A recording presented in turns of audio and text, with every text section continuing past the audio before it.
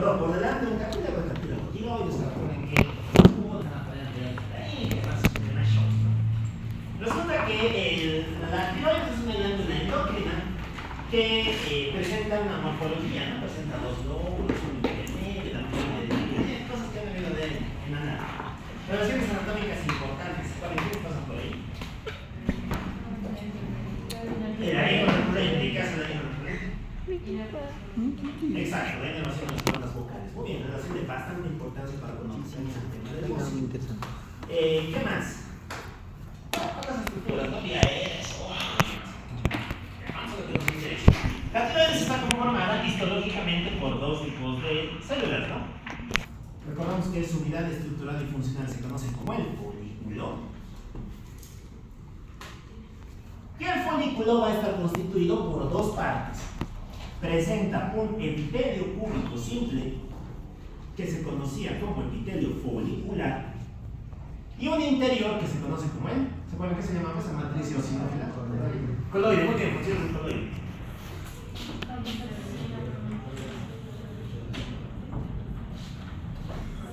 Almacenamiento de la tiroglobulina y del yodo, ¿no?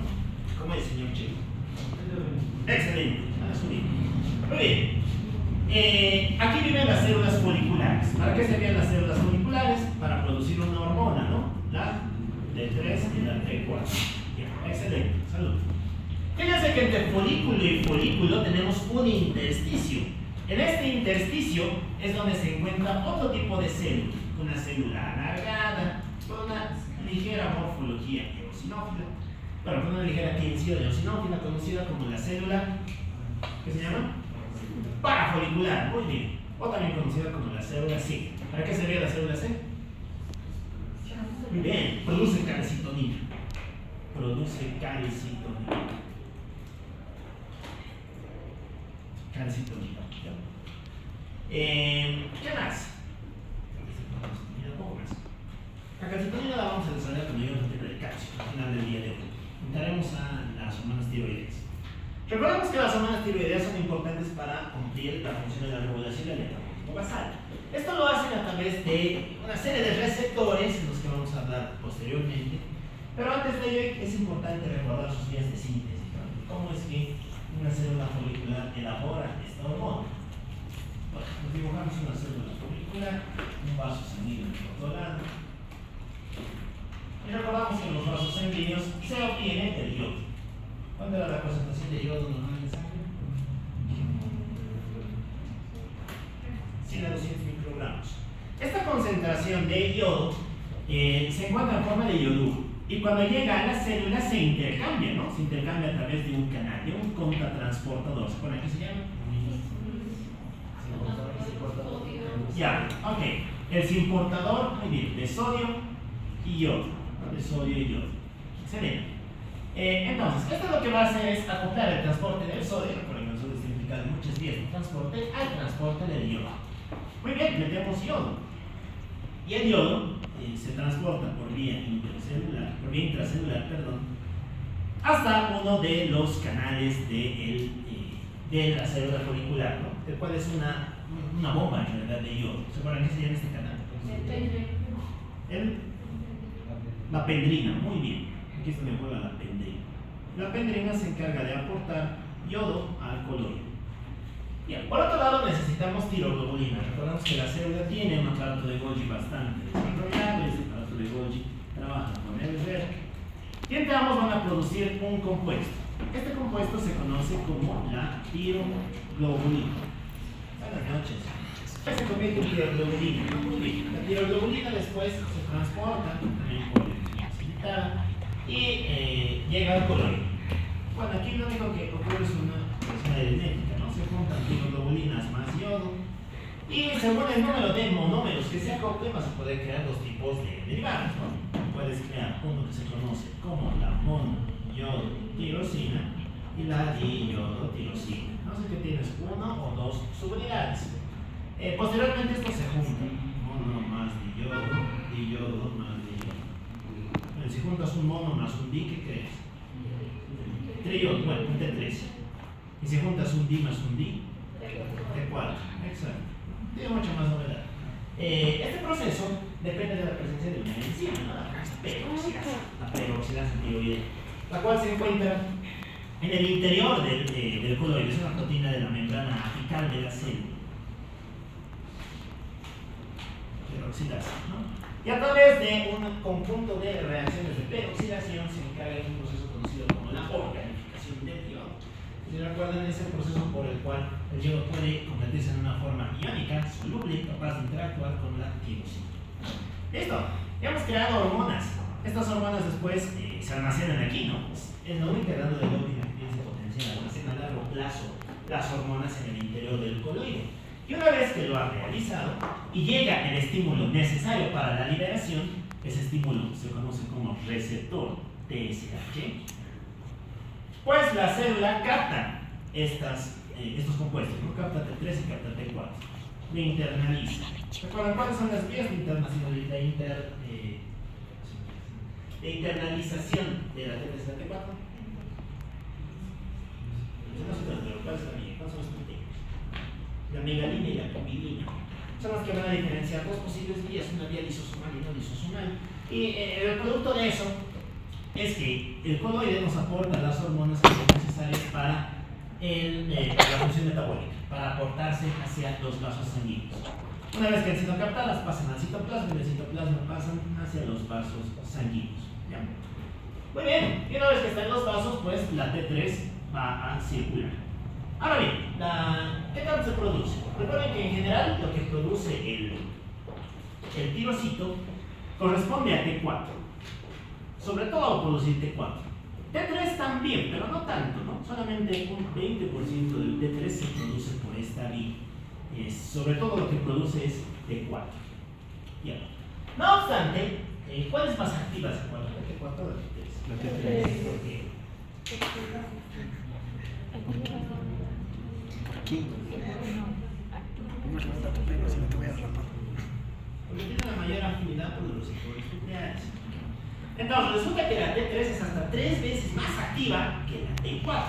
Y como es más activa, al cuerpo le interesa que la forma que finalmente llegue hacia sus tejidos sea la T3. Entonces, ¿qué es lo que hace? Primero, agarra toda esta T4 y la T3 y la transporta. Hay 3 grandes vías para transportar esto, ¿no? Tienes una que es la vía libre, ahí es donde sale el concepto de T4 libre y T3 libre, aquella que se libera sin estar unida a nada y que se transporta así también, sin estar unida a nada. Segunda vía, unida a la TBG, la globulina fijadora de hormona tiroidea. ¿Ya? Y tercera vía, unida a la albúmina. Muy bien. Una vez que tienes la hormona tiroidea en estas 3 formas, lo puedes transportar a través de todo el cuerpo. Y es así como va a alcanzar los distintos tejidos periféricos, los tejidos efectores. Una vez que llegan los tejidos efectores, se va a encontrar con la acción de una enzima. Estas enzimas se conocen como las desiodinasas. Las desiodinasas, que pueden ser de 3 tipos, ¿no? Desiodinasas 1, 2 y 3. Muy bien. Resulta que la desiodinasa de tipo 1 es la que se encuentra en los órganos más relevantes. Sobre todo la encontraríamos en el propio tirocito, en el sistema nervioso, en el hepatocito y demás. ¿Por qué se llaman desiodinasas? Porque van a hacer eso, ¿no? ¿Qué quiere decir el prefijo des? Quitar, exacto. Van a quitarle un yodo a la T4. Y si le quitas un yodo a la T4, ¿en qué se va a convertir? En T3. Como les digo, el T3 es la forma que finalmente le interesa a la célula. La célula quiere tener T3. Cuanto más T3 tenga, más activa va a ser. ¿Ya? Dentro de esta aparece un tipo especial de desiodinasa, la cual hace un proceso inverso. Puede convertir T3 en T4, pero algo más interesante que eso, va a convertir este compuesto en algo conocido como la RT3. ¿Se acuerdan qué es la RT3? ¿O IG3? La inversa, exacto, la T3 reversa o inversa. Una que va a tener una función metabólica ligeramente inferior a lo que es la T3 convencional. ¿Ya? Muy bien, cuando llegan estas hormonas, pues se dirigen a activar determinados receptores a nivel del núcleo. ¿Qué son las derivados a los receptores RXY. Y estos receptores son los que se van a encargar de ejercer finalmente la acción. ¿Cuáles son las acciones que tiene la hormona tiroidea? Pues esta se encarga de hacer miles de cosas, pero se pueden sintetizar en una palabra. Bueno, tres palabras se olvidan. Aumenta la tasa metabólica basal. Acelera el metabolismo del cuerpo. Y como acelera el metabolismo del cuerpo, va a aumentar miles de reacciones. Aumenta gasto energético, aumenta generación de energía, diaforesis, genera temperatura, calor, acelera el sistema cardiovascular, respiratorio, digestivo, nervioso, cambia la piel, etc. Es básicamente la hormona del movimiento, la T3, lo que va a acelerar todo aquello que tiene que ver con las vías metabólicas. Muy bien. Ya hemos hablado de sus síntesis, todos habíamos contado hasta aquí. El fenómeno del yoduro, la captación y demás. ¿Qué más? La regulación. Hablamos de su regulación. Resulta que para regular esto tenemos un eje, ¿no? El famoso eje hipotálamo hipófisis tiroides. Entonces, las concentraciones de T4 y de T3 van a tener también una función complementaria, que es la de actuar como vía de feedback, como vía de retroalimentación.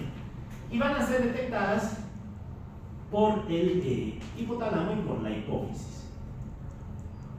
Recordamos que el hipotálamo produce TRH y la TRH produce TSH. La TSH es la que finalmente actúa sobre la tiroides. Muy bien, entonces, ¿qué es lo que hacen estas hormonas? Estas hormonas actúan por una vía de retroalimentación negativa. Eso quiere decir que cuando las hormonas son altas, pues la TSH y la TRH van a estar bajas, ¿no? Y viceversa, cuando tienes poca hormona, pues la TSH y la TRH van a estar altas. ¿Ya? Es la principal vía de regulación que tiene este eje. Muy bien, hay algunos fenómenos que son importantes de mencionar. Antes de hablar de los fenómenos, vamos a tirar esta tablita. Esta tablita está en el Sicilia, es lo mismo. La comparación T3 versus T4.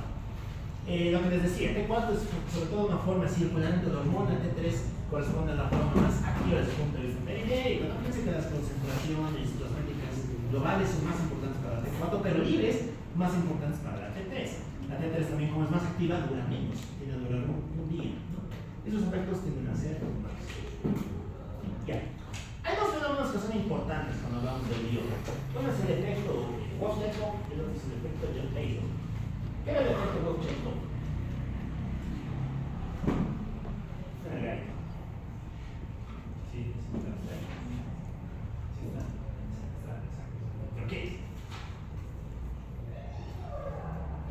El Wauchope es un fenómeno en el cual hay una disminución de la hormona tiroidea por un aumento del aporte de yodo.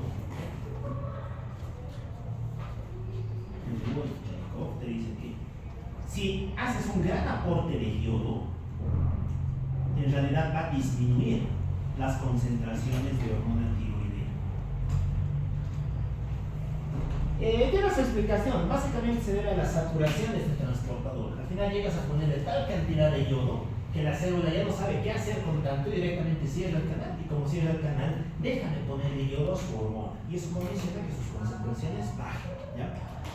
Este fenómeno es importante para explicar distintos procesos, por ejemplo, el hipotiroidismo secundario al consumo de fármacos como la amiodarona, los tiocianatos, las sulfadiacinas y demás, o algunos fenómenos vinculados al óseo.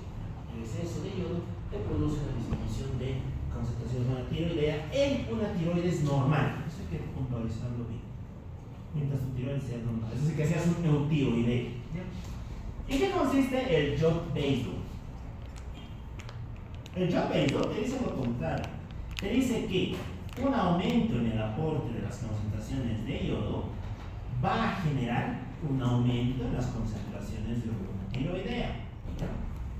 Ustedes dirán entonces al final, ¿qué hace? ¿Baja o sube? Bueno, depende en realidad de la tiroides, porque el John-Payton solo ocurre en las tiroides que tienen óseo o los que han estado en estado de depleción de yodo, es decir, en tiroides patológicas. Has tenido cualquier comorbilidad que ha hecho que tu tiroides esté funcionando muy bien y eso te va a condicionar un John-Payton. Esto, por ejemplo, nos explica algunas formas de hipertiroidismo vinculadas al óseo. sobre todo en personas que no consumían yodo, empiezan a consumirlo y en respuesta a ello, en vez de normalizar sus valores, se van al otro lado, empiezan a tener todo un hipertiroidismo. Y eso se explica por medio de este fenómeno. Muy bien, por último tenemos a la calcitonina. ¿Para qué servía la calcitonina?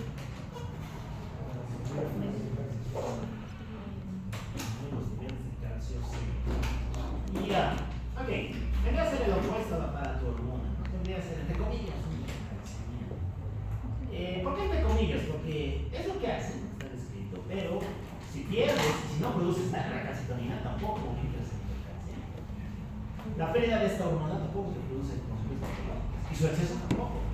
Por eso es que su función no está del todo esclarecida o sus mecanismos claros no están del todo entendidos. Ya. Bueno, aquí están las lesionasas, ¿no? La lesionasa 1, 2, ¿qué les decía? La 1 está en la herida, la unión, la tiroides, la membrana, la 2 está en todo lo demás. La lesionasa 1 es seguida por el protiluracino. Este es muy importante. ¿Se acuerdan qué era el protiluracino? Es un fármaco, ¿qué es? Y también está en el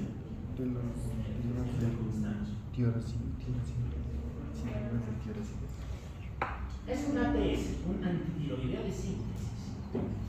Participa junto con el carbimasol y el metinazol en la inhibición de la síntesis de hormona tiroidea y por lo tanto se le utiliza para el tratamiento del hipertiroidismo. Yo creo que entenderán que el protiluracilo como fármaco tiene un efecto adicional, ¿cuál? Que evita la conversión de T4 y T3, o sea, tiene un doble efecto, ¿no? Por un lado hace que produzcas menos hormona y por otro que la T4 que produces no se active en T3, por lo tanto tienes una disminución de sus efectos, ¿no? Es un rol muy interesante que tiene la lesionasa. Bien. Muy bien, vamos a la exploración. Voy a hacer una video breve. Examen físico, mañana para tratar tiroides, ¿se acuerdan? Uno más rarito.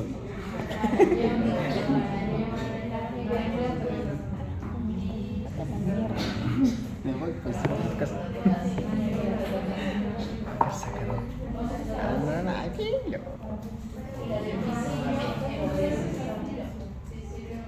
Pero igual me parece interesante. A ver, voy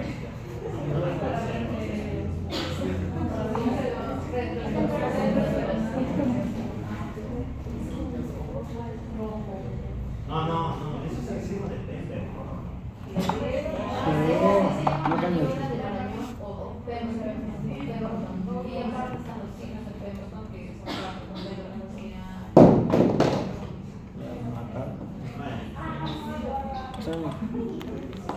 Ayer pasé por tu ventana.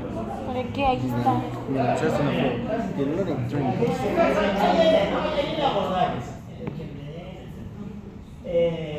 En general, son útiles cuadros, porque tienen como estamos hablando del tamaño de tiroides y nada.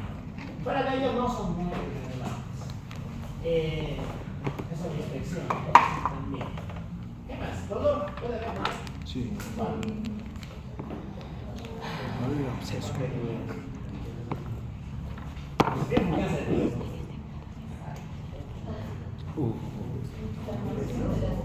Te doy el dinero, te fomento, te lo pago. Ya, tiene nombre. Ya, sí. No sé qué reina, la tiroides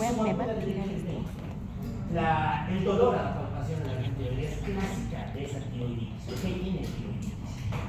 Y la mayor parte de ellas son indoloras. En general, la patología de la tiroides es bastante indolora. La que sí produce dolor es clásicamente la tiroiditis subaguda del tejido.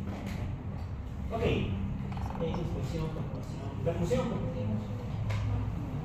Muy bien, auscultación. ¿Cuándo se auscultaría? ¿Cuándo tendría valor si no lo auscultar? No. Sería obstrucción.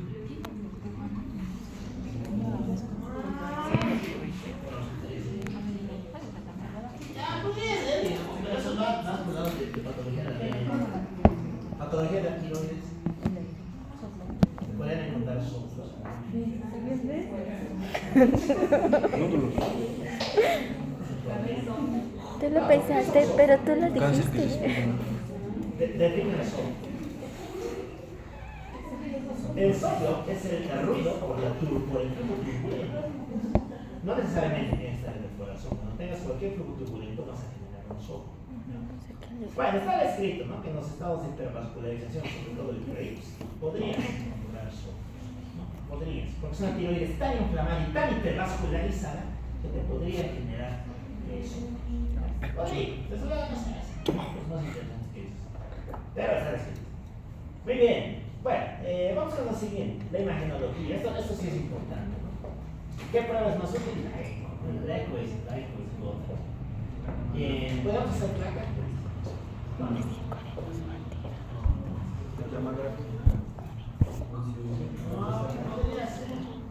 Bueno, generalmente en el bocio de gran tamaño, porque el bocio de gran tamaño tiene que clasificarse. Entonces ahí sí te puede producir. Bueno, para eso no me sirven mucho las placas. La eco sirve para todo. Tiene cáncer, adenomas, neoplasias, tumores, etc. La eco es muy buena lo mismo. Bueno, y casi al mismo nivel de la eco, pero mucho más cara, mucho más fina, mucho más difícil de hacer. Vamos a la gamografía. ¿Qué es la gamografía? ¿Radiación? Pues es como radiación y es la radiación. ¿Cómo? Ajá, ¿cómo? Lo Es la tiñe, lo administración pinta. de un radioisótopo. En ese caso tienes que administrar magnesio. El famoso 99-MTC. ¿Cuál es el chiste de eso? El chiste de eso es que la tiroides tiende a captar ese compuesto y como lo capta, va a adquirir una tonalidad cuando realices el estudio de la gamografía. La gamografía te va a mostrar una tiroides captante, una tiroides funcional, ¿cómo se llama? ¿No? Un área caliente.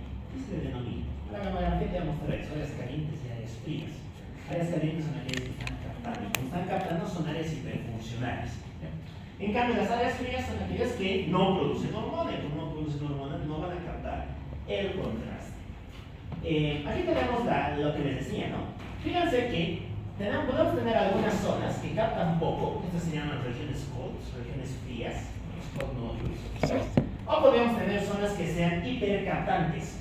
Ejemplos típicos de hipercaptantes son el Graves. Fíjense que el Graves tiene clásicamente una hipercaptación difusa, de ahí viene la denominación de lesión difusa del parénquima tiroideo, que es el que está vinculado a la enfermedad de Graves, que se capta de toda la superficie tiroidea.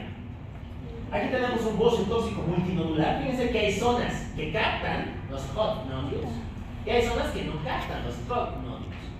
Zonas calientes y zonas frías. ¿Qué más? Aquí lo que les decía, ¿no? Nódulo canino. Esto es típico del adenoma tiroideo. El adenoma tiroideo te da esta imagen. Una sola pelotita que está produciendo toda la hormona, ¿no? Muy bien, el nódulo autónomo, una vez que lo has suprimido.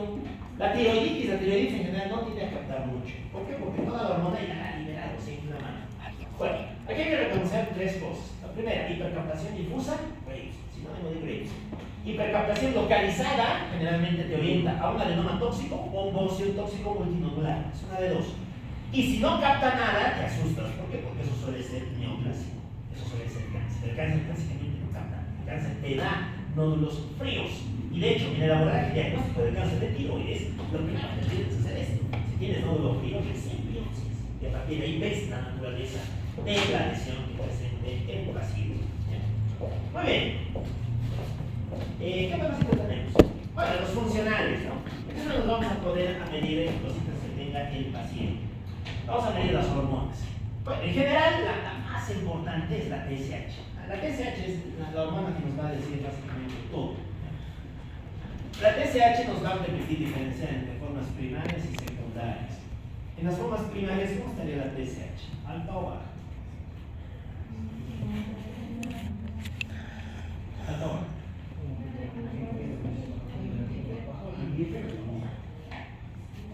Formas primarias en general. Tiene que estar alta, exacto, tiene que estar alta, ¿no? Porque el problema no está en la tiroides, el problema está en la tiroides que tiene que compensar la hipófisis, el glóbulo hace la mayor producción de TSH.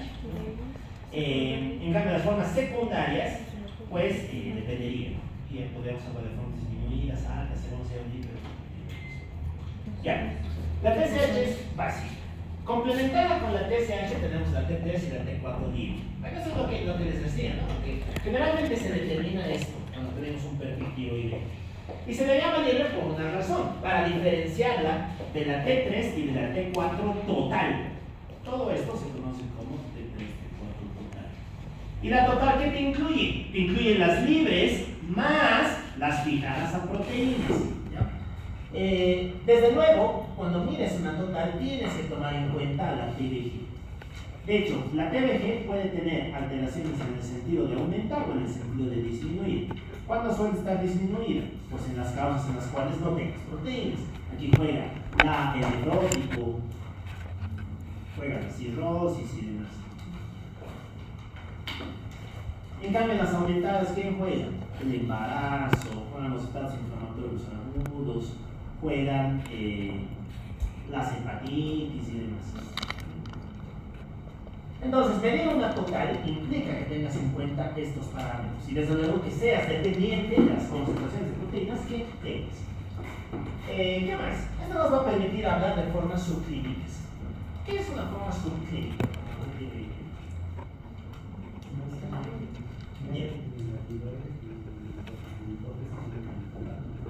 No. Es una alteración. Subclínica. Hay una alteración. Es cuando Alta la alteración. TSH no acompaña la alteración en T3 o en T4. Sueles tener una hormona alterada, pero la TSH está ligeramente normal. Y en general no suele expresar manifestaciones clínicas. Lo que sí es que aumenta tu riesgo de desarrollar la enfermedad en los próximos 2 o 3 años. Esta tendría que ser una previa, digamos, de desarrollo de la enfermedad. Muy bien, y por último teníamos a las otras.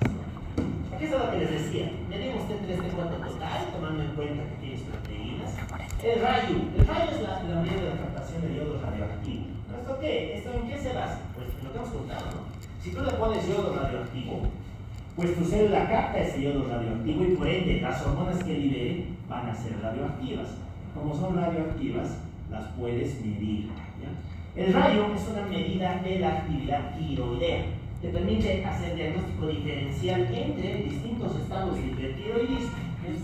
Y básicamente va en dos sentidos. Si es que el rayo está alto, te dice que el problema está en la tiroides. Si es que el rayo está bajo, te dice que el problema es extratiroideo. Y tiene sentido, ¿no? Porque si está alto, te está diciendo que la tiroides lo está captando. Como lo está captando, ella está produciendo su propia hormona. En cambio, si está bajo, te dice, no, esta hormona no está saliendo de la tiroides, está saliendo de otro lado. Dios sabrá dónde será, ¿no? Pero está ahí. Por eso es que nos permite hablar de formas extratiroideas. Vamos a ver qué también se nota. En tercer lugar, la estimulación con TRH es lo mismo, no es lo mismo que la hipófisis. Ponemos TRH y esperamos que la TSH suba. ¿Para qué nos serviría? ¿Para qué tipo de lesión? Primaria, secundaria o terciaria? No, secundaria, exacto. ¿Para qué vamos a marchando la hipófisis? Si ponemos TRH de hipófisis, no libera TSH, el problema está ahí, el problema es hipofisial. Y por último, los anticuerpos, ¿no? Los buenos anticuerpos. ¿Qué anticuerpos son de interés en patología tiroidea? Anti-TSH, muy bien, implicantes por patología tiroidea. Anti-TSH, ¿en qué patología juega?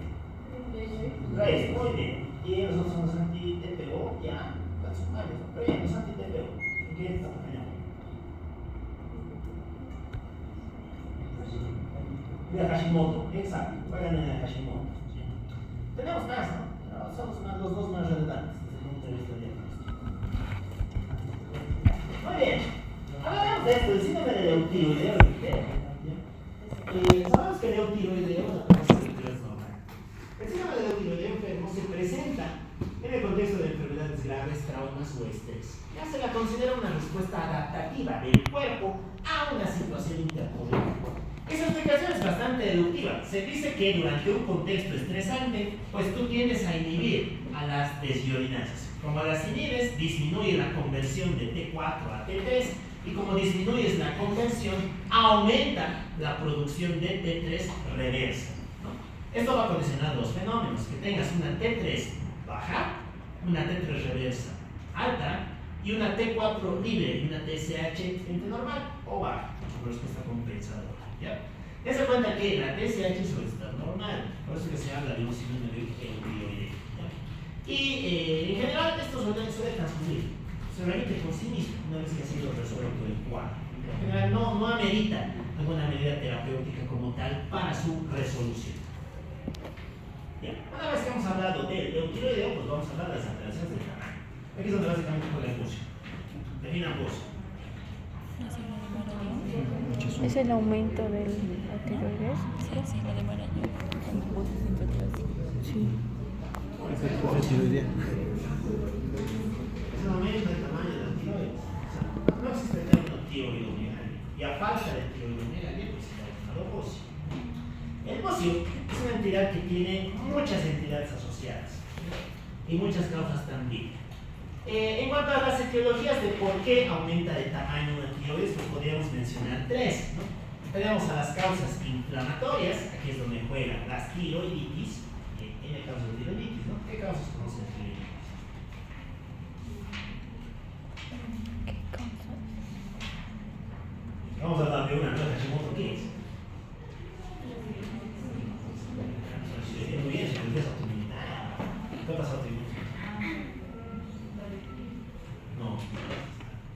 En realidad es enfermedad de Lewy. No, entonces, ¿cómo se va a tener estamos en el aumento de tamaño? La de Riedel, fibrosante de Riedel. Ok. ¿Qué más? Entidades físicas. Juega radioterapia, juega radiación, entidades químicas, juegan fármacos. Ahí es donde juega propiltiuracilo, amiodarona, e infecciosos, ¿no? Bien importantes.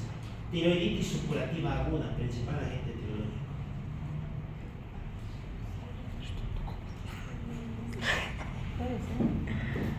Claudius, estás supurando algo, basta de decir. Tiroiditis de Legerbein, principal agente tiroideo.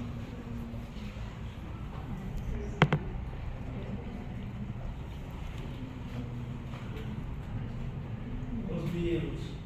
Y dentro de los virus respiratorios, ahí juegan la influenza, se ha vinculado a los timpanos. Ok, primera causa para que aumente el tamaño de tu tiroides. Segunda causa, pues, lógicamente que tienes un tumor, ¿no? Tienes una neoplasia. Y las neoplasias pueden ser de dos tipos, como siempre: benignas, adenomas, malignas, carcinomas. Bueno, este mundo es alucinante. No lo vamos a tocar. Veremos si nos da tiempo al final de hacer el módulo de hoy. Ya veremos qué pasa con el cáncer, que es alucinante. Las vías metabólicas implicadas, las transcripcionogénesis, cuántos tipos, cuántos tipos de cáncer de tiroides.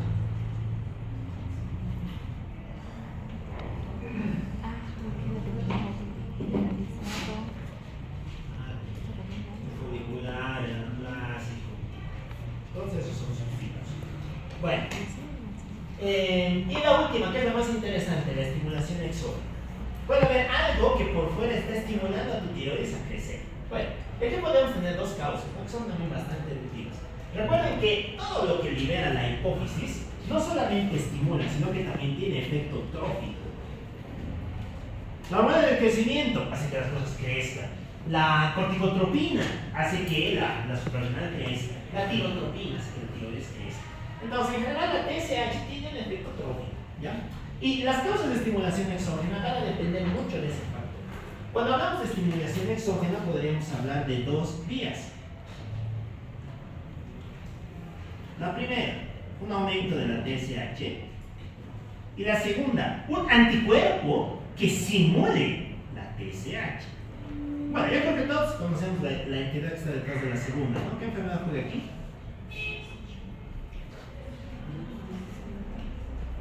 Anticuerpo dirigido contra el receptor TSH.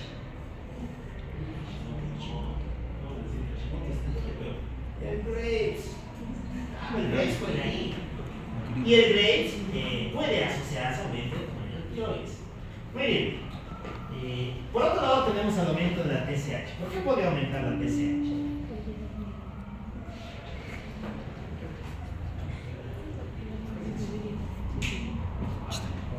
No hemos visto.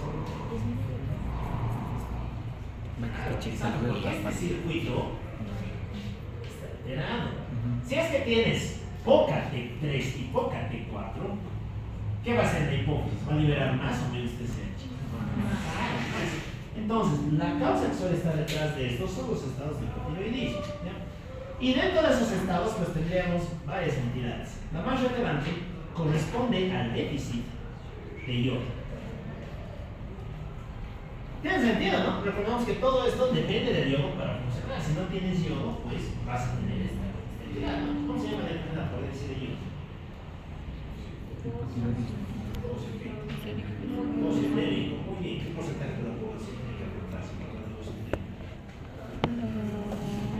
No. ¿Falta de consumo de yodo? Hay más bien lo normal sería ser sano. Yodo no tratado. ¿No ve? Eso O he dicho en 10%. Para yo dar un no, porcentaje, yo exiges 10% de la población. no es el consumo de todo, Dentro no de los es el criterios de bocio consumo, entérico. por eso es el Bien. tratado. Aquí fue el bocio entérico. Tratado. Típico de regiones que no consumen una adecuada cantidad de yodo, ¿no? ¿Qué más? ¿Qué pasa si es que consumes una cantidad de yodo, pero tienes bocio? Suele ser mujer, 40, 60 años, y es la única en toda tu comunidad que tiene bocio. No, bocio epidémico. Perdón, bocio esporádico, bocio esporádico. Se cree que tiene una causa genética. Bocio esporádico. El bocio esporádico es una enfermedad clásica de mujeres, 40, 60 años, con un adecuado consumo de yodo. ¿Ya? Es el, digamos, el opuesto al bocio endémico. Entonces tiene que afectar a mucha gente, se afecta a una persona. Muy bien, otra entidad, el consumo de alimentos, ¿no? Ciertos alimentos que van a inhibir un adecuado acoplamiento del yodo. ¿Qué alimentos pueden ir?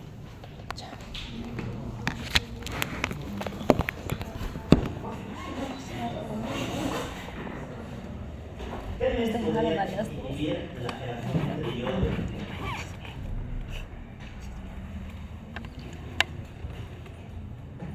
Juegan algunos cereales, juegan la mandioca. ¿Qué es mandioca? A través de un compuesto que se llama tioxanato. Se les considera alimentos bociógenos, así se les llama. Juegan algunas coles y demás. Bueno, esto es típico de gente que tiene su dieta basada solamente en los de mandioca. ¿Qué es mandioca? No sé, ¿qué es eso? Esto actúa a través de una vía de competición entre el yodo y entre el consumo Igual de quiero saber qué es alimentos. mandioca. Muy bien, ¿qué más tendríamos? Un déficit de yodo, los alimentos, la genética. Tendríamos también a las dishormonogénesis. ¿Qué es esto? No han debido ver en la genética. Las dishormonogénesis son trastornos genéticos en la síntesis de la hormona tiroidea. Cuando algo de esta vía se altera, como algo está alterado, pues vamos a poder producir buena hormona tiroidea. El ejemplo típico del síndrome de dishormonogénico es la enfermedad de Mendel. ¿Y qué creen que pasa en la enfermedad de Mendel? Hay una mutación en la proteína, muy bien. Consecuencias muy bien. Ya, hipoacusia, ya saben. Se caracteriza por esa diada, ¿no? Hipoacusia más ocio. Muy bien. ¿Qué más tendríamos acá? Un poco más. Listo. Muy bien, vamos con su clínica. Pensaremos, muchachos, ¿qué creen que pasaría con nosotros? Muy bien, es una pelota. ¿Qué es la pelota? Afona. Afona. Primero, clínica local, clínica compresiva, porque ejerce un efecto de masa. Aunque no platicamos, la pelota va a apretar. ¿Y qué va a apretar? Todo lo que tiene que hacer. ¿Va a apretar bien la superior? Sí. Cuerda. Disnea.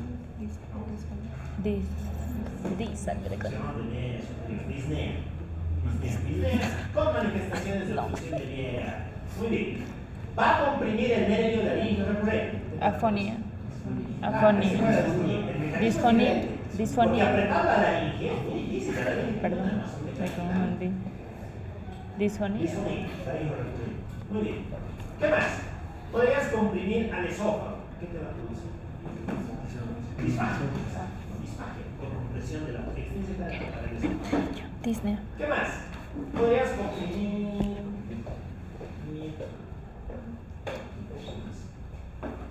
Ya.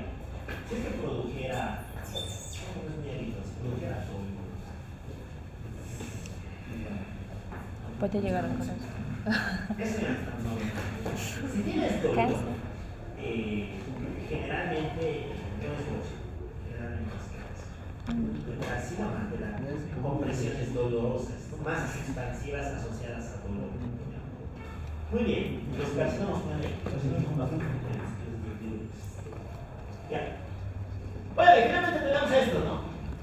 El famoso signo. ¿Qué es el signo de Pemberton? ¿Qué era el Pemberton? Disminución de la concentración. Es el bocio, ¿no? Disminución de la concentración. Hasta llega. No, aumento. Aumento de la concentración de yodo.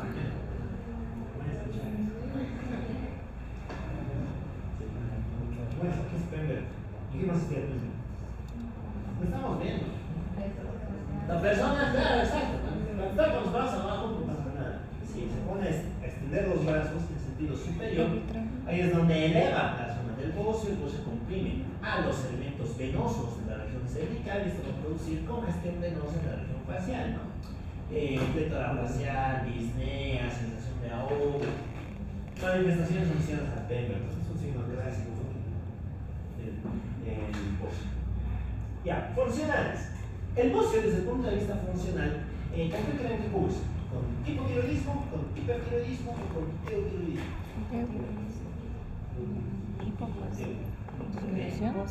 En general, suele ser eutiroidismo. En fútbol.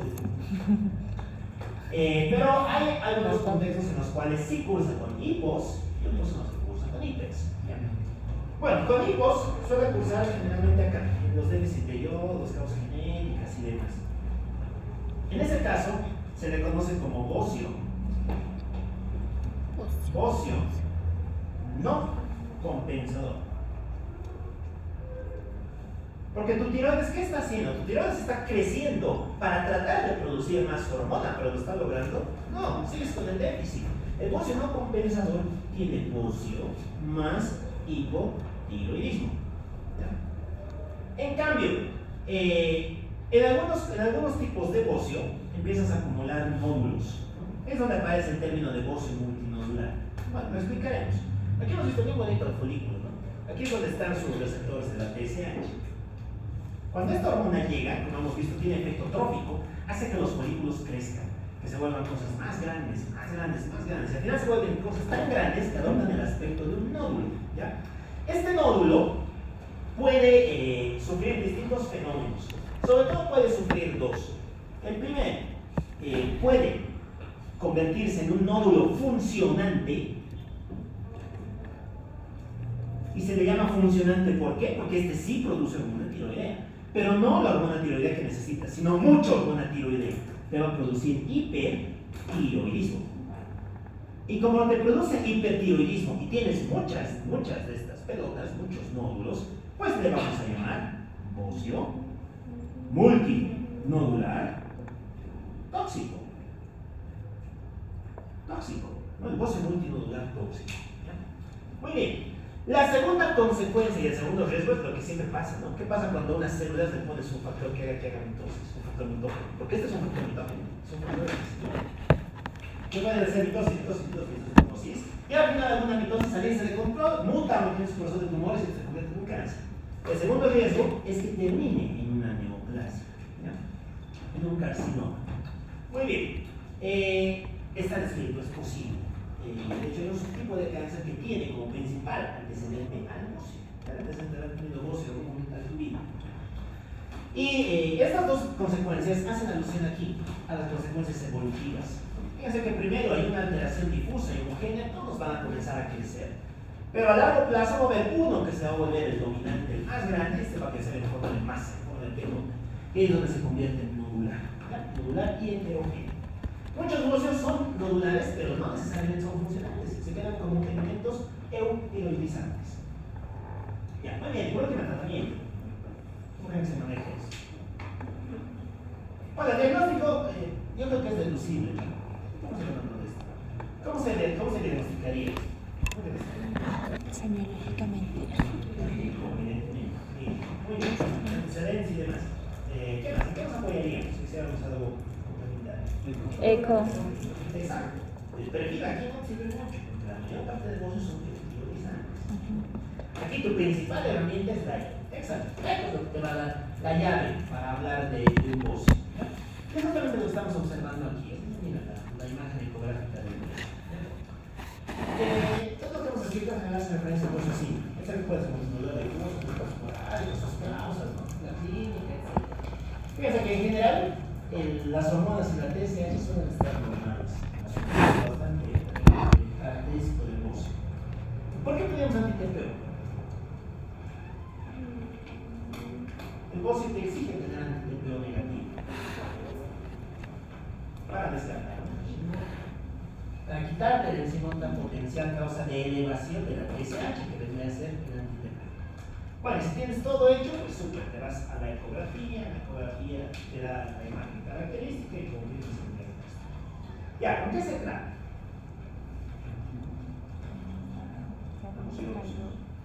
¿Qué? Bueno, ¿La dirección? ¿Lo quiere la mamografía? Mamografía. Gramografía. Eso era gramografía.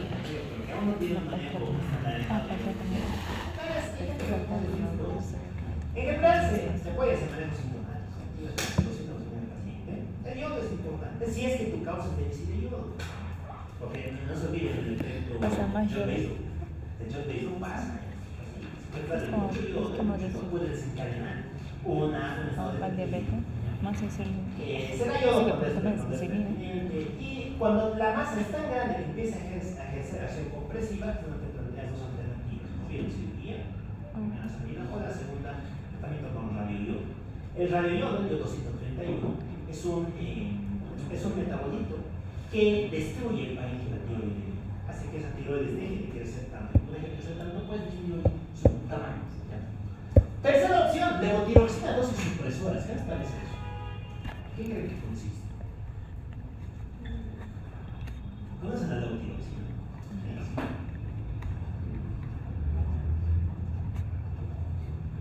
Es una tiroidea, es una forma de suplementación con una tiroidea. ¿Por qué creen que se puede usar levotiroxina dosis supresora?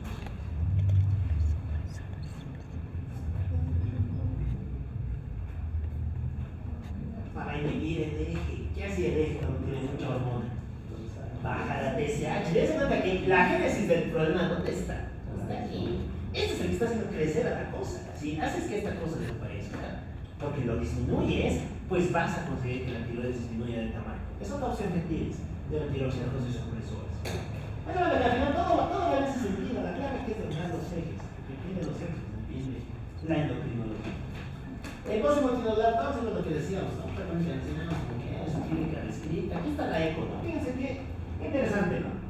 Por esta región nos da un parte de tiroides. Aquí es donde están sus nódulos, ¿no? Fíjense la multitud de cavidades que tiene. Clásico de un negocio multinodular. ¿Cómo se diagnostica? Con eco y gamma, como siempre. Y el tratamiento, en general, se basa en antibióticos de síntesis como puente a la cirugía y el radio. Aquí tenemos una. ¿Qué estudio es esto? Una gamografía, muy bien. Fíjense que la tiroides normal te capta en algunas zonas el contraste, ¿no? Pero el bocio tiene nódulos, tiene masas. Fíjense el tamaño de estas masas. Masas que van a ejercer un efecto compresivo. ¿Ya? Y que caracterizan al bocio multinodular hiperfuncional. Compárenlo con el Graves. En el Graves la afectación es difusa de todo el parénquima. El bocio no se nota que son masas, son nódulos. Están combinados a sobre. Muy bien, vamos con la función. Vamos a hablar de las masas. Segunda entidad. La hiperfunción es el estado de hiperactivación de las hormonas tiroideas. Aquí juegan dos términos que parecen lo mismo pero son diferentes. Tirotoxicosis e hipertiroidismo. ¿Qué es hipertiroidismo?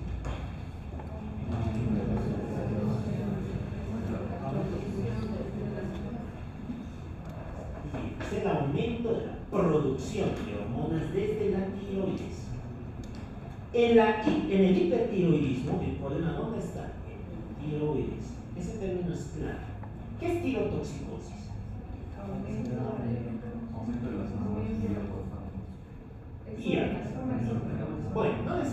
exógenas es el aumento de las hormonas tiroideas. La clínica secundaria del aumento de las hormonas tiroideas. Nos da igual su causa. Puede ser endógeno, exógeno o tiroideo. Pero si te dan manifestaciones clínicas, es tirotoxicosis. Si es que tu causa está en la tiroides, te vas a llamar hipertiroidismo. ¿Ya? Ahí es donde aparecen estos términos. Tirotoxicosis sin hipertiroidismo. ¿Qué creen que nos diga esto? Tienes signos y síntomas por elevación de hormonas tiroideas, pero el problema está en tu tiroides.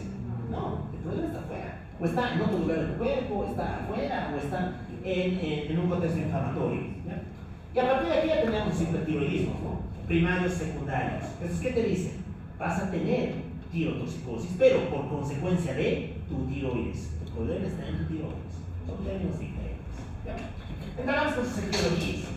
Tirotoxicosis sin hipertiroidismo. Tres posibles agentes, ¿no? Endógenos, hipertiroidismo. A ver, causas endógenas. ¿Por qué creen que el cuerpo podría tener mucho más tiroidea sin que tu tiroides funcione?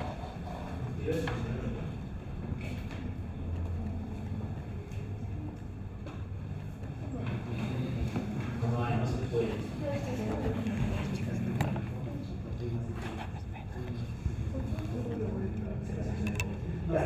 Si se trata más de pero ¿dónde juega la tesis?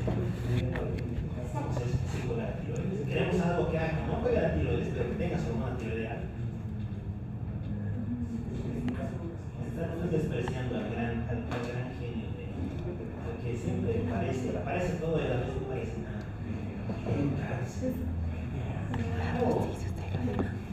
El mundo del cáncer es una maravilla, estudiarlo, ¿no? Pero, o sea, estudiar las bases biológicas del cáncer es fascinante. Si alguien quiere hacer oncología, tiene que ser muy clínico. Para hacer oncología, tiene que ser muy clara de las cosas. Porque el verdadero chiste del cáncer es saber cuándo se mete con el cáncer. Ese es el verdadero chiste de la oncología. Ok, aquí juega un cáncer. Los síndromes.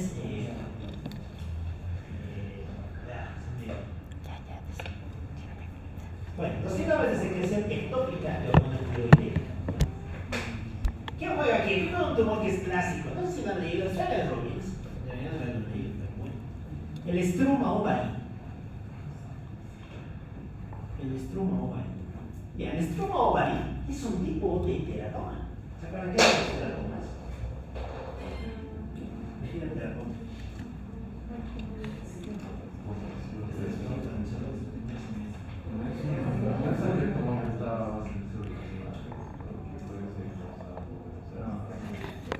Es una A ver, acumulación ¿cuánto de tumores se lleva de la célula? de células germinales. Aquí. Acumulan las hojas germinales. Un tipo, solo un tipo de teratoma. Hay dos tipos más de teratoma, el teratoma es aquel tumor que deriva de las hojas del disco piramidal, de las hojas del disco piramidal. Esa es la definición del teratoma. ¿Y dónde se encuentran esas hojas? ¿Dónde derivan? Del ovario. Recuerden que muchos de los tumores germinativos del ovario pueden producir distintos tipos de tejidos, ¿no? Pueden producir pelo, dientes, cabello. Eso es solamente un tipo de teratoma maduro, el quiste del músculo. Hay otros tumores que en vez de producir pelo, te crean tejidos raros, te crean cartílago, te crean hueso, y otros te crean glándulas. Te crean pedazos de tiroides, pedazos de páncreas, pedazos de células, alfa y demás. Y esos tumores pueden empezar, digamos, si tuvieras un tumor con células de beta, de nosotros del Langerhans, pues podrías tener hipoglucemias secundarias al teratoma ovárico. El estroma ovario es uno de esos tipos. Es cuando esa célula está creando folículos tiroideos, los folículos tiroideos están produciendo hormona tiroidea de manera descontrolada. Porque todo lo que esté fuera del eje no depende del eje. Eso se dan cuenta que es importante en el de Bush. Los ejes en nada, los órganos que están definidos, vamos a para eso, vamos a ir con esas reglas. Muy bien. Segunda causa, exógeno. ¿Para qué? Ya, exacto. ¿Por qué podrías tomarlo? Porque es muy difícil que si tú tengas hipotiroidismo te sobredosifiques con el plano. Vamos, pues también me digo.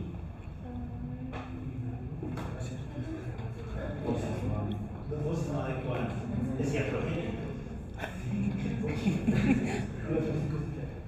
Hipertóxicas. Bueno, no. Aquí juega la gente con razón psiquiátrica. Paciente clásico, mujer, joven, con enfermedades, con antecedentes de enfermedad psiquiátrica, ¿no? Muy vinculada a la obesidad, ¿no? ¿Sabes por qué? Obesidad. Y que tiende a consumir hormona tiroidea de manera externa. ¿Ya? Hay gente que también utiliza eso. Eso se llama hipertiroidismo facticio. Facticio. La tirotoxicosis facticia. Estaría mal hablar de tiroidismo, porque podemos hacer la tiroides. Tirotoxicosis facticia. Muy bien, no tú te pones a tomar levotiroxina como se llama mañana y vas a tener hipertiroidismo, ¿no? Perfectamente. Ahí juega el hipertiroidismo exógeno. Muy bien, ¿cómo que están las hormonas ahí? T3, T4. Elevados. Elevadas, muy bien. TSH. Disminuido. Disminuida, muy bien. La raíz. La raíz. Elevado periodo. Ahí es donde juega el rayo. El rayo te permite saber eso. ¿Cuándo el problema es? ¿Cuándo es hipertiroidismo? ¿Cuándo es tirotoxicosis? Juega el hipertiroidismo. Ah, todo disminuido. Claro, ahí es donde hay una autoridad del rayo. Muy bien. Tratamiento. Ah, Así ya lo toman. mayo de.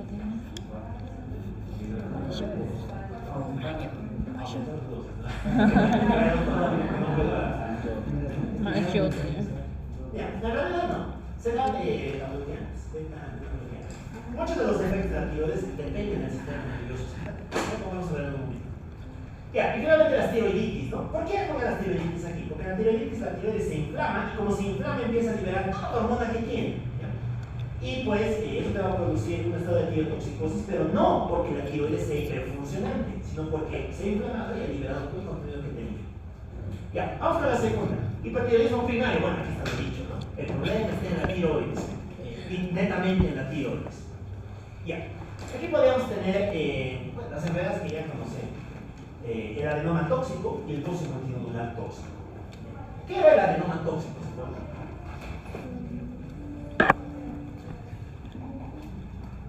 Adenoma es una sola lesión, suele ser benigna. Tienes una sola masa y esa masa empieza a producir hormona a grandes caudales, a gran cantidad. ¿Ya? En cambio, el bócio multinodular tóxico, ¿qué será? Ya no tienes unidos, no tienes varios. 1, 2, 3, 4, y estos están produciendo hormona. Muy bien, eso te va a producir el estado de hipertiroidismo. Y finalmente el secundario. ¿Para qué quiénes jugarían? Los estados inmunomedianos, las inmunoglobulinas, ¿qué enfermedad podría ir?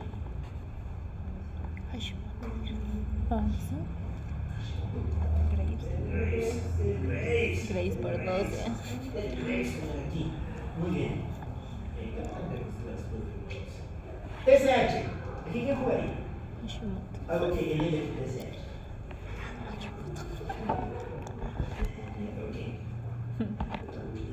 Los TSH o más. El adenoma tirótropo. El adenoma tirótropo. Es lo mismo. El adenoma somatótropo te producía acromegalia. El adenoma tirótropo te va a producir hipertiroidismo, ¿no? Por este conjunto de alteraciones. Y esto es bien interesante, las gonadotropinas. ¿Por qué? Para empezar, ¿qué enfermedades jugarían aquí? ¿Por qué tener una alta cantidad de gonadotropinas?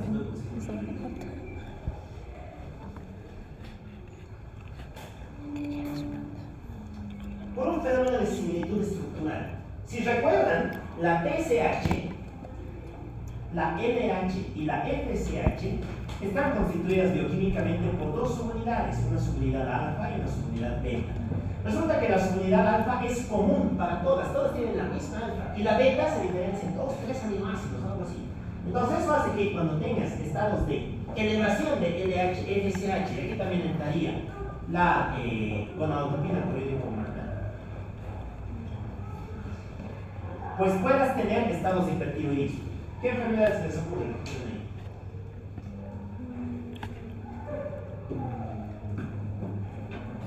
Cuando puedas tener una gonadotropina tiroidea. El embarazo es un estado de compensación funcional. Cáncer de Próstata. Cáncer de cáncer de próstata. De próstata. ¿Qué cáncer testicular? Testicular. Testicular. Ureteral. testículos. Los coleocarcinomas. Tanto en varón como en mujer, ¿no? El coleocarcinoma. Muy bien. Segunda, algo más con el crecimiento de la mujer. ¿Qué producía la mujer? Ah, la fetiche. Embarazo. El embarazo no estaba, el embarazo produce. Examen. Solo produce cuando se pierde el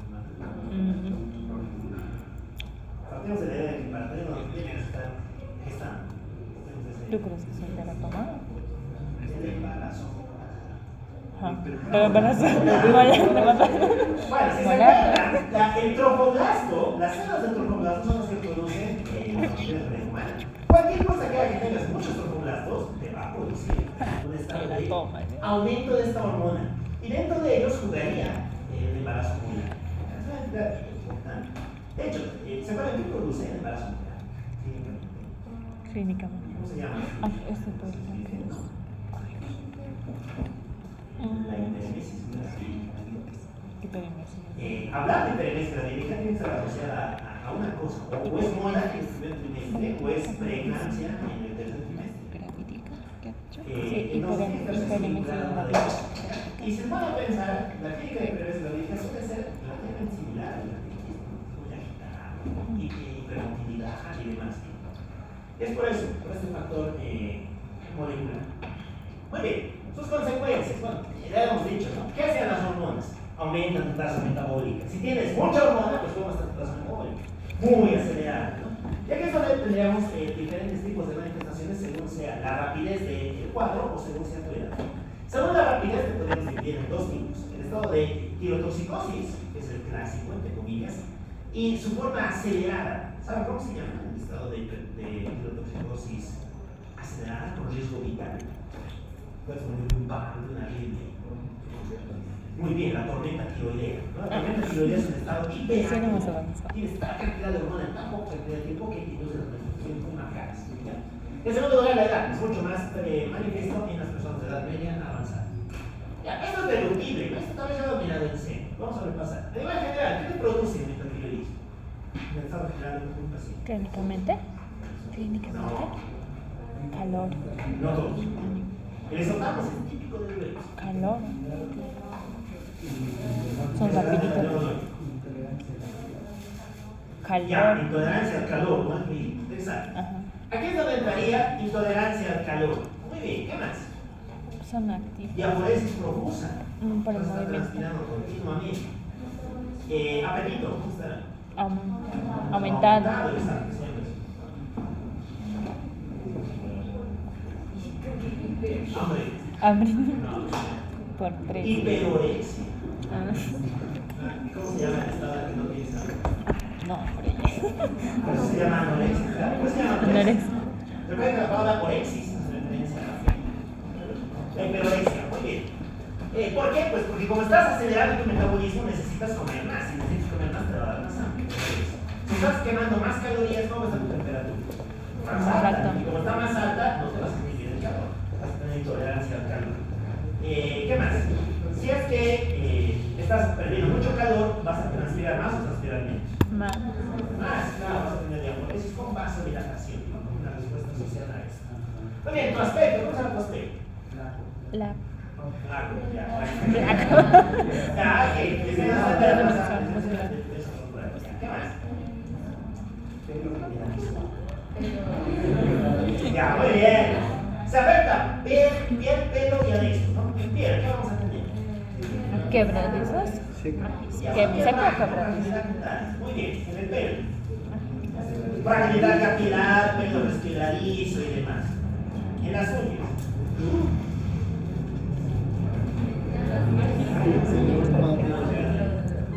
Onicolisis. Se separa la placa del lecho uñal. Ese nombre preciso, ¿no? El signo de Plummer. Muy bien. Por si acaso, este fenómeno en el que un adenoma se vuelve funcionante se llama fenómeno de Plummer. No se vuelve funcionante. Ya. A nivel digestivo, ¿qué vamos a tener? Acá hay que acelerar el metabolismo, ¿no? Vas a tener, muy bien, ¿cuántos diarreicos por kilo? Una hipermotilidad, exacto. Aquí es donde mueve el simpático. Mucho de lo que vamos a tratar aquí va de la mano con el simpático. ¿Ya? En general, las hormonas van a acelerar la motilidad intestinal, aumenta el patrón de ondas tónicas, perdón, de ondas básicas, y eso aumenta la contractilidad de la motilidad intestinal. Bien. ¿Qué otra cosa más? A nivel cardiovascular. Aumenta taquicardia porque está quemando calorías. Por el efecto simpático. Por el efecto simpático. Muy bien, receptores B. ¿Qué más? Eso. Taquicardia sería un efecto cronotrópico positivo. ¿Habrá algo más? ¿Tendrá efecto cronotrópico positivo? Sí. ¿Aumenta la contractilidad? Sí. Sí, claro, aumenta. No por lo mismo, por el mecanismo de los receptores B. Muy bien. ¿Y qué les pasará a las resistencias? Aumenta ¿Subirán o también. bajarán? Aumenta. ¿Por qué? Porque como estás gastando tanta energía, tantos metabolitos, ¿qué producen los metabolitos? Como el potasio, el ADP, el bicarbonato, el CO2, vasodilatación. Y como están vasodilatando, disminuyen las resistencias. Tienes un estado de frecuencia cardíaca alta, contractilidad alta y resistencias bajas. ¿Eso qué se llama? Estado hiperkinético. Vas a estar en un estado hipercinético. Y en estado hiperkinético, pues va a asociar un aumento de la Kinético o cinético. ya. Peligroso sí, ¿no? Porque ¿qué te puede desencadenar Kinético. si tienes tu corazón latiendo a 200 por minuto? Una arritmia. Y dentro de las arritmias más peligrosas, ¿cuáles? Una de las más Paro. peligrosas. Paro. Las taquicardias cerebrales. ¿Es cuál? La paroxística, la cápsula de punta. La fibrilación auricular. Aquí puede producir una EPA. La EPA es peligrosa porque produce embolias o si no produce arritmias mucho más severas. Ya, a nivel respiratorio, ¿qué pasará? Apnea. Ya, muy bien, muy bien.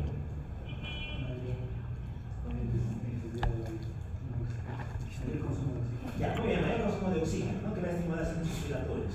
Por otro lado, va a haber un aumento de la actividad del músculo estriado, en este caso del diafragma. Eso te va a condicionar un aumento de la ventilación. A largo plazo, esto te puede ser conocido como la miopatía tiroidea, en la que más bien el músculo se degrada y como se degrada, disminuye la frecuencia respiratoria. Sistema nervioso central deductivo, ¿no? ¿Qué tiene el paciente con hipertiroidismo? ¿Cómo está?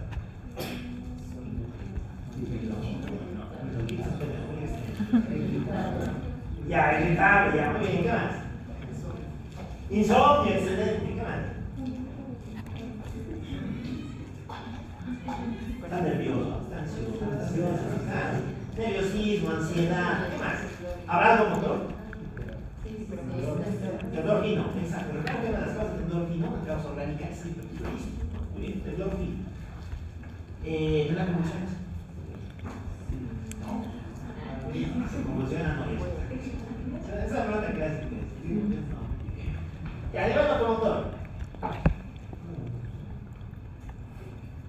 Degradación de la musculatura a nivel proximal, miopatía proximal. Eso suele producir debilidad a largo plazo. Y finalmente metabólicos. ¿Qué es lo que tendríamos en el metabólico?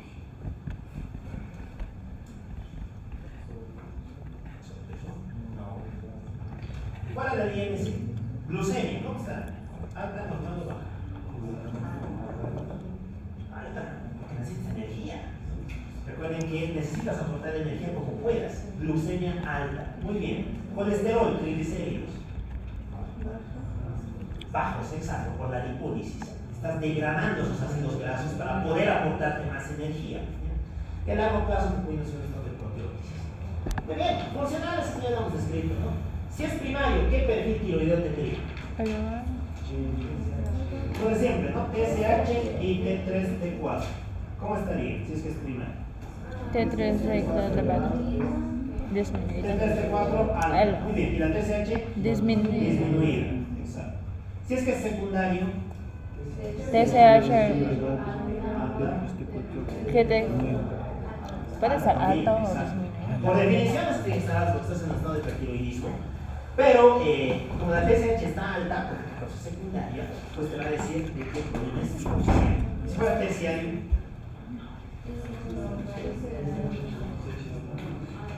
aquí es donde ya podría la TRH. La TRH debe estar alta, y está alta. La TRH en general en estas está disminuida. Muy bien, es el perfil básico para interpretar interpretar un perfil tiroideo y las alteraciones vinculadas al mismo. Ahora bien, esta tablita está en el Sicilio, ¿no? Es lo mismo, pero expandido. Sí, muy bien. Para eso que decíamos, ¿no? Si es que no es hipertiroidea, pues hormonas altas, TSH baja, radio baja. Si es que es primaria, T3-T4 alta, TSH baja, radio baja. Aquí se mejoran los adenomas y los bocios, que es lo que se ve en una gamografía. ¿Qué es secundaria? Aquí juega el Graves, el hipoxial y aumentos de dermatofilia. A ver, entenderemos el Graves. ¿Cómo tendrían que estar las T3 y las T4? En general, en estos tres. Altos, ¿no? Altos, porque estás en un estado de tirotoxicosis. Muy bien. En el Graves, tu TSH, ¿cómo está? ¿Alta o baja? Baja, ¿no? Porque el problema está en la tiroides. Este vendría a ser un tipo de hipertiroidismo de origen tiroideo. ¿Y la radio cómo está? Alta, ¿no? Alta por la excesiva captación desde la glándula. Si es hipoficiario, en cambio, T3, T4 alta, TSH alta, ¿no? Porque el problema está arriba, el problema está en la hipófisis. Y como la hormona actúa en la tiroides, va a hacer que la radio también esté alta. En este caso tendrías las tres altas, ¿no? Y se van trasladando tropinas y es algo muy similar al Graves. Está alta, la TSH baja, porque está actuando por homología bioquímica. Y en este caso, el radio debe estar regulado. Ya. Ahora, alguno dirá, ¿dónde está la oftalmopatía? ¿Dónde? Está por este ladito. Ya, muy bien. A ver, pasamos esto. El Graves Basil. El Graves se va a caracterizar por una triada clínica. ¿Cuál es la triada del Graves?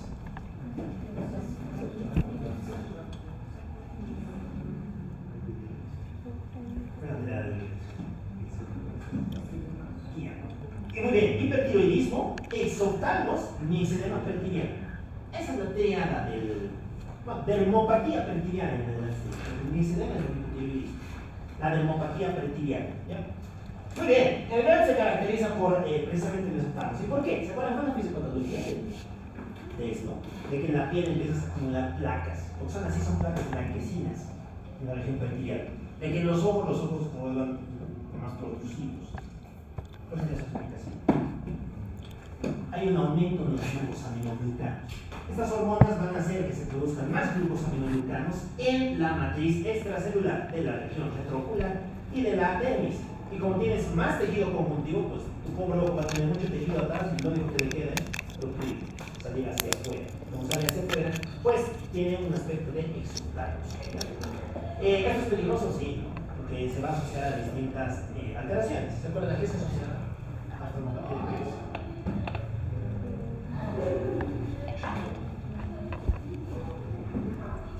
Se asocia un mayor riesgo de úlcera córnea, porque tienes la córnea más expuesta. Tendencia a la seroftalmía, una disminución en la producción de lágrimas. Y poco más, ¿no? La lesión de la escalera y demás. Bueno, hay algunos signos asociados aquí. No solamente el signo de la enfermedad de Graves, ¿no? A ver, ¿qué signos aparecían aquí? ¿Se acuerdan que era el signo de Moebius? Blefaroptosis. Moebius. En el contexto del Graves. Blefaroptosis.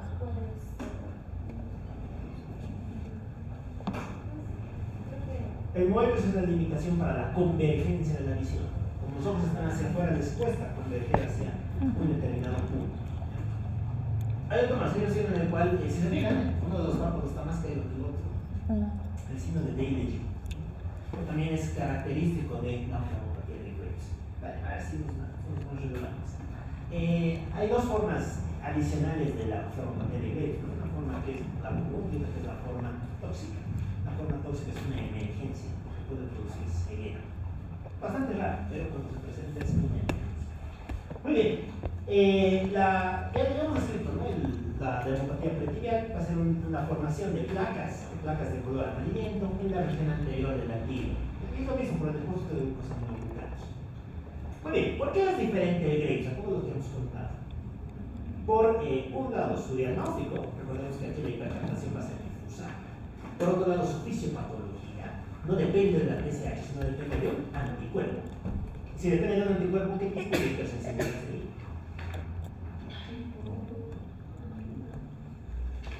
¿Qué tipo de hipersensibilidad es el Graves en la clasificación de algunos?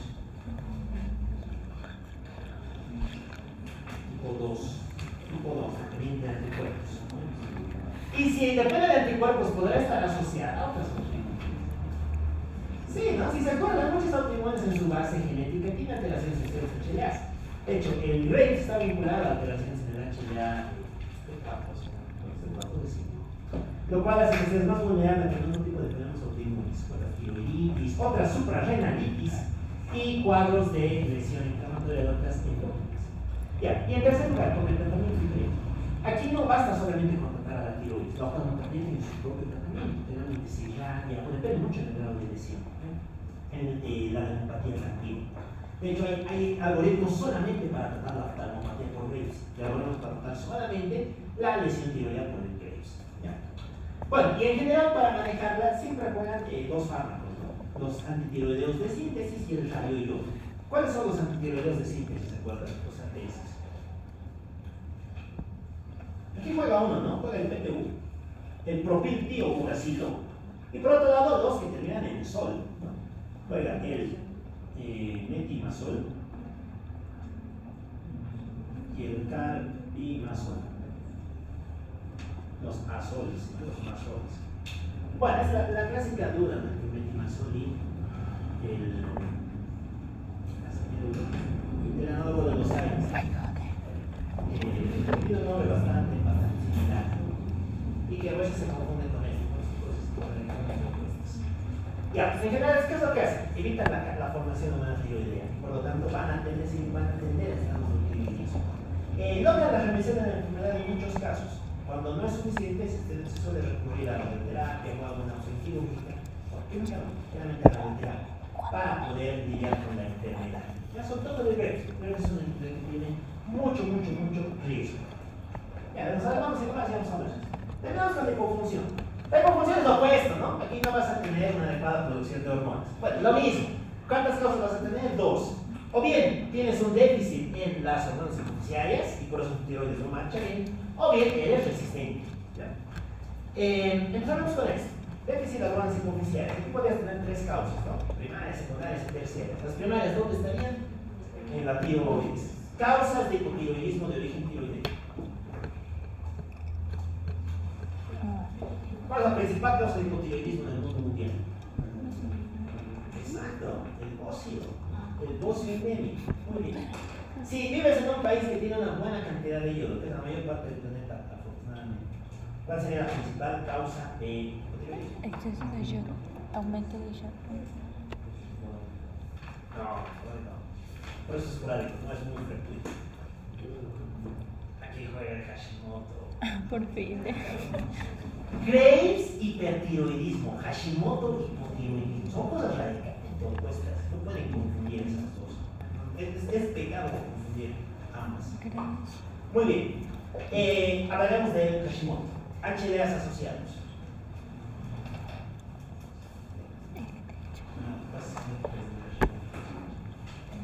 Vuelve a jugar HLA DD4, vuelve a jugar DD5. Está muy vinculado a otras autoinmunes, como por ejemplo el Addison. Recuerden que el Addison fuera de la TV, ¿cuál es su principal causa? Autoinmune por 2. Entonces, y la diabetes tipo 1, ¿no? ¿Qué es la causa de la diabetes tipo 1? Es verdad que a las endógenas hay ciertos factores que les predisponen a tener cosas inmunitarios. De hecho, tienen sus síndromes, ¿no? Los APS, el sistema autoinmunitario de tipo 1, 2, etc. Ya, el Hashimoto se debe a la presencia de autoanticuerpos. Autoanticuerpos son qué? Contra la tiroides peroxidasa, ¿no? Los anti-TP. En realidad son una familia de anticuerpos, son como 6, pero el más representativo es el anti-TPO.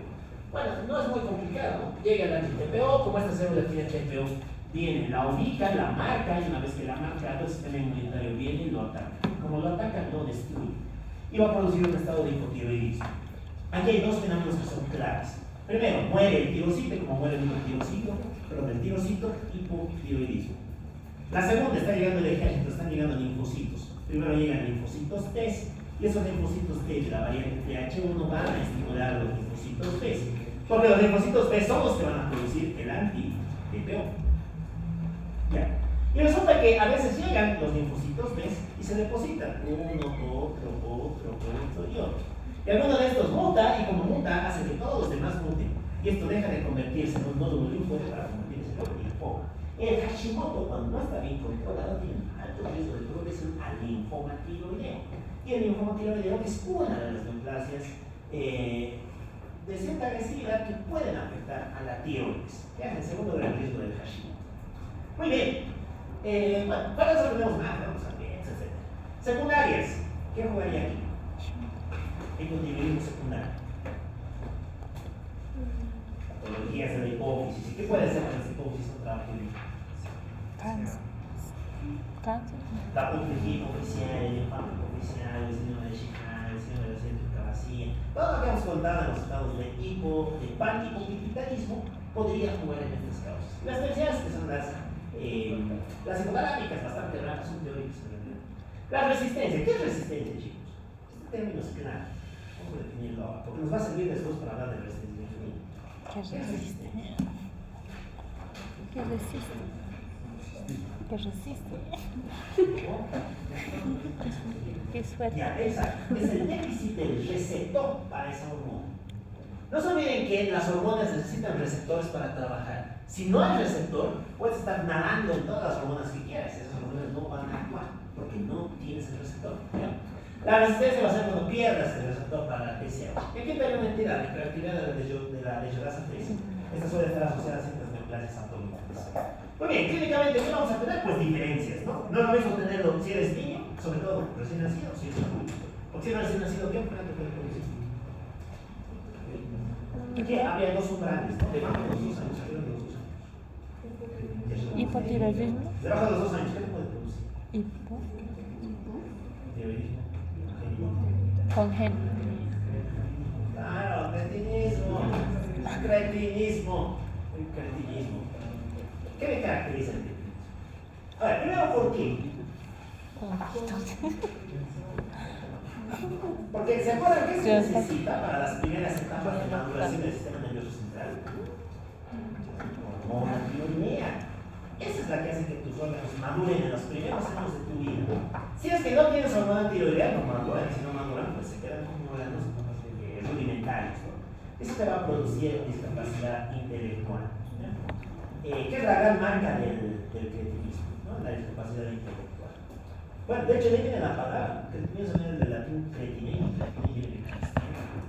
y se decía que, como tenían discapacidad intelectual, eran personas que no mentían, que no hacían cosas malas. Y por eso se les denominó así. Bueno, ¿qué otra cosa más tiene? Talla baja, alteración en ciertos componentes metabólicos, tendencias a las hipoglucemias y demás. Pero sobre todo aquí la gran marca es la discapacidad intelectual. Muy bien, y claro, si eres adulto vas a tener todo esto. ¿Cómo se llama la manifestación del adulto? Mixedema. El mixedema es la marca clínica del hipotiroidismo. Y si estás entre los 2 y los 18 años, ¿qué tendrías? Sistema. Media. Cretinismo medio. No. Medio. Muy bien. Aquí seguramente vas a tener retraso en el desarrollo punto-estatural. Bueno, alteraciones metabólicas, pero a nivel neurológico estás bien. O sea, muy bien, a nivel general, ¿qué tendrías? Si eres hipotiroideo, ¿qué es mixedema? Para empezar, ¿se acuerdan qué es el mixedema? No. Ay, no me acuerdo cómo era, ¿no?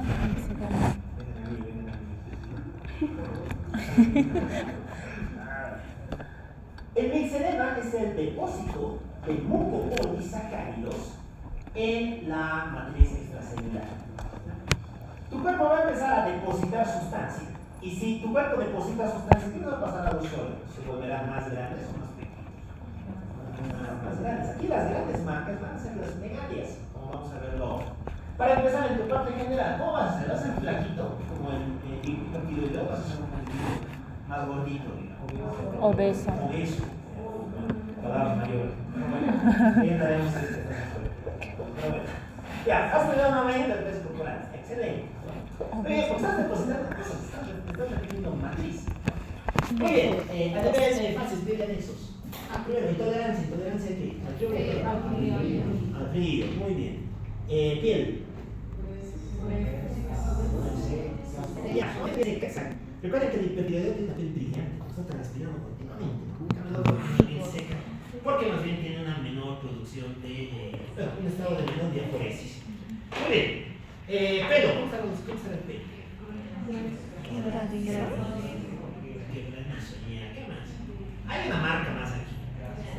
No. Tampoco. Delgado. Se cae. Hay caída del pelo. Eso no genera hipertiroideo. Solo que te están dando los pero fuera de eso, bueno, el hipotiroidismo tiene caída folicular. Y aquí aparece un signo que es clásico. ¿Se acuerdan cómo se llama el signo en el que se cae la cola de la ceja? Eso es clásico de aquí. La malarosis se llama. ¿Pero cómo se llama clínicamente? No. Una sociedad. Es ciliar. No, eso no voy a buscar, pero bueno. El signo de Hertog. Hertog es el Hertog. El Hertog es un gran signo de Hertog. Es una pérdida de la cola de la ceja. El Hertog se presenta en el hipotiroidismo. Es clásico del hipotiroidismo. Fuera de eso, ¿dónde se presenta? En la dermatitis seborreica. Se presenta en los cuadros eczematosos y en la lepra. Entonces va a estar vinculado a un tipo de entidades dermatológicas también. Muy bien. Mucosas. ¿Cómo están las mucosas? ¿Cómo está la lengua? Claro, grande. Macroglosia. Claro, porque estás depositando cosas. Macroglosia. ¿Depositarás cosas en tu vía aérea? ¿Qué creen? En las mucosas de tu vía aérea. Sí. ¿Y si las depositas, qué tendrías? Bueno, cambias la tonalidad de la voz, fuera de eso. Obstrucción de vía aérea, dificultad en la ventilación, disnea. Muy bien, vas a depositar esa misma matriz en tu corazón. ¿Y eso qué te va a producir? Cardiomegalia, exacto. Tiende a haber cardiomegalia. ¿Qué más? ¿Podrías depositar en el pericardio? Sí, ¿qué vas a tener? Pericarditis, exacto, pericarditis. Con la pericarditis es asociada a cardiomegalia. A nivel digestivo, ¿qué tendrías? Constipación. Ya, constipación, ¿no? Pero ¿qué hemos dicho? Hipoactivación del simpático y demás cosas. ¿Qué más? Si es que estás en hipomotilidad, no estás pudiendo propulsar tus heces, las bacterias proliferarán, porque tienen más masa fecal para reproducirse. Y si proliferan, ¿qué síndrome te producen? Está de moda, no, con el tablo. El SIBO. ¿Qué era el SIBO, Ricardo? Síndrome de sobrecrecimiento bacteriano, exacto. El SIBO, de hecho, en su diagnóstico te dice que descarta un hipotiroidismo, porque una de sus principales causas es el hipotiroidismo. ¿Ya? Muy bien, en lo que nos podemos hemos olvidado, ¿no? Tendencia a frecuencias cardíacas bajas, presión ligeramente altas y demás. Sistema nervioso, ¿cómo estarás? Hipoactivo, ya, muy bien, hipoactivo, ¿no? Aquí va a haber lo opuesto. Si no te corrías, en este vas a lentito. Tendencia a la somnolencia, a la confusión, el enlentecimiento del pensamiento, la dipsitia, bravidaria, todas esas alteraciones del curso del pensamiento. A nivel locomotor, Más lento. dolor. No es muy habitual. Puede, a largo plazo. Aquí pasa clásicamente lo mismo. Estás depositando cosas. ¿Qué pasa si depositas algo en esta parte? Depositas mucha matriz y esa matriz empieza a convivir las cosas. Dense cuenta la multitud de cosas en las que va el túnel carpiano. El túnel carpiano aparece en miles de cosas, desde la amiloidosis. El túnel carpiano es una gran marca de muchas cosas. Muy bien, también puede haber miopatía. Metabólicos, tendencias a las hipos o hiperglucemias. Las hiposglucemias, muy bien. Colesterol. Elevado, ¿verdad? Porque no estás pudiendo metabolizar. Y a nivel hematológico, ¿qué tendrías? ¿Tendrías anemia? No. Sí, bueno. Por el depósito de la matriz en la médula ósea. ¿Sabes cuál es la anemia normocítica normocrónica? Podrías tener alteraciones de la función de los neutrófilos, la función del sistema inmunitario. Sí, puede haber alteraciones funcionales. Y finalmente, en el de las plaquetas, puede haber la coagulación. ¿Puede haber alguna alteración en la coagulación?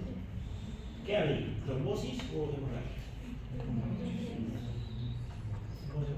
No, hemorragias. ¿Por qué? Por una alteración en la liberación del factor de von Willebrand. Tienes a tener un síndrome de von Willebrand adquirido. ¿Te acuerdas del factor de von Willebrand? Se encuentra en los cuerpos del globo del palato. Participa de la primera fase de la hemostasia, la hemostasia primaria, la conocida como platicar. Ya, y eso es lo que está anotado en Sicilia, ¿no? Cosas que ya podemos deducir, yo creo. Si es que es primario, ¿cómo van a estar las hormonas? Bajas. La TSH, ¿cómo va a estar? Elevada. Y si te ponemos TRH, ¿responderás o no responderás? Sí, porque tu hipófisis está bien, tu hipófisis funciona. El problema aquí es tiroides. Si es secundario, hormonas bajas, TSH bajas. Si te ponemos TRH, ¿responderás? No, exacto, porque el problema es tu hipófisis, ¿no? Si es terciario, bajo, TSH baja también, y aquí sí hay respuesta a la TRH, ¿ya? Y la resistencia, pues, suele cursar con las dos hormonas altas. ¿Por qué? ¿Por qué tienes la hormona alta, pero estás en hipotiroidismo? No, porque no hay receptores, es lo que les decía. Puedes estar nadando en hormonas, en todas las que quieras, pero no vas a responder. Vas a tener la clínica del estado de la disminución. ¿Y cómo creen que se trata? Levotiroxina, exacto. ¿No? Si te va a tomar tiroidea, no siente nada. Tiroidea, le damos levotiroxina de forma sintética. No sé si han visto cómo se gradúa. Bueno, es una administración gradual, ¿no? Te vamos dando pasos, a partir de ahí escalamos, medimos TSH y se determina qué tanta hormona vas a necesitar y qué tanta hormona te va a faltar. Muy bien. Si es que eres embarazada, ¿qué haríamos? ¿Qué amor? Cambio de hermanamiento, no respetar la vida, no, eso no se mantiene, se mantiene la levotiroxina. De hecho, esta necesita ajuste de dosis. Porque recuerden que el embarazo es un estado en el que vas a necesitar más hormonas. Y la última excepción sería el adulto mayor. Lo mismo, necesita una pauta mucho más lenta, mucho más espacial. Muy bien, listo. Veamos a mirar a tiroides, muchachos. ¿Cómo nos